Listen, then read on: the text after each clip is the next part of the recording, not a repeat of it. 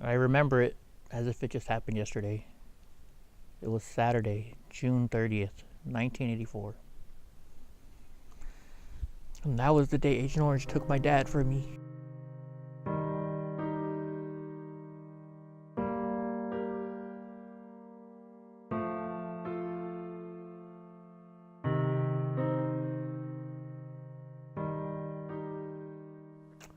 You know, I was a real good friend of Hendric's dad. He was in the Air Force, I was in the Air Force. And we spoke about the Air Force periodically. He knew that I was medically discharged from the Air Force when I got hurt and stuff like that. And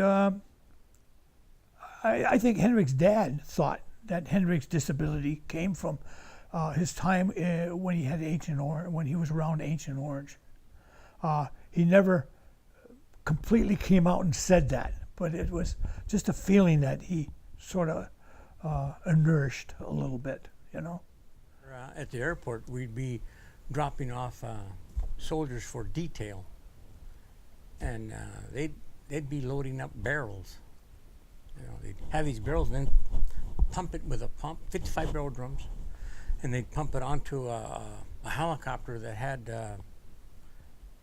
spray wings on the side, and they'd go out and spray. And nobody had no gloves, nothing. It was just, hey, we didn't know. Well, it would be nice if the government owned up to the fact that Agent Orange caused a lot of problems.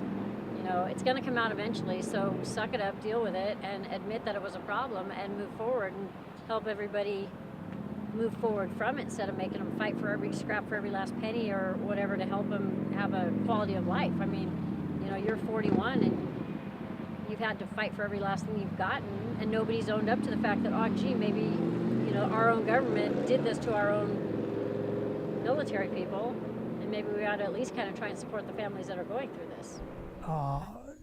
You know, I think about the American children of the airmen who were involved with Agent Orange, who loaded it in planes or sprayed it and whatever, okay? I think that's tragic.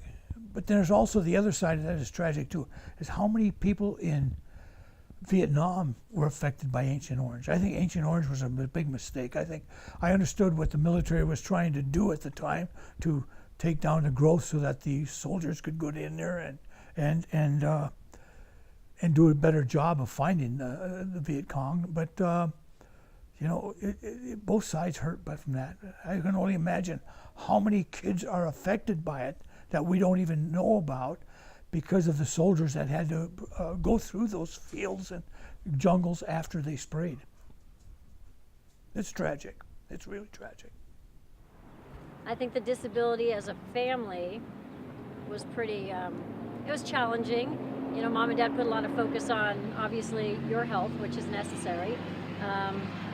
And not that they pushed us to the side, but we kind of became secondary in the fact that they spent a lot of time, you know, first 2 years, LA Children's Hospital, Travis Air Force Base. We were at family friend's house a lot, which was fine. You know, it just made for a very challenging family unit. You've been fighting this since 1996, yeah.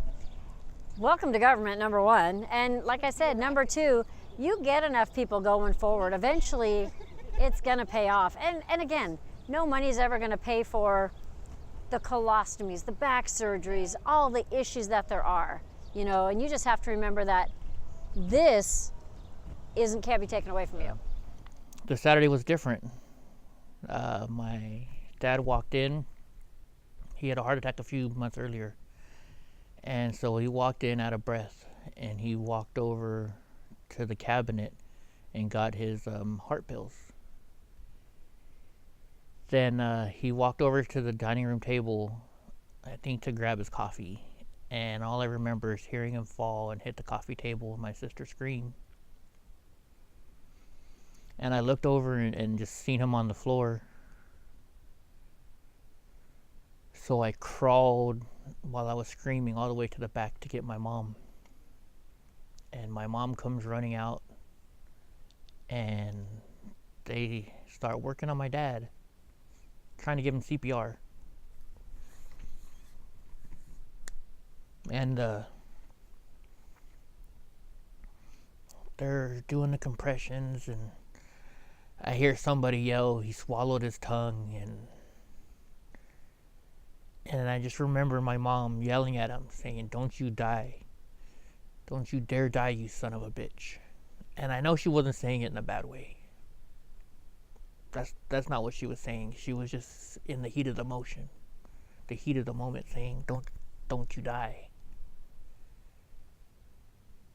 But he did. Right there in front of my sister, my mom, and I. I was only 6 years old.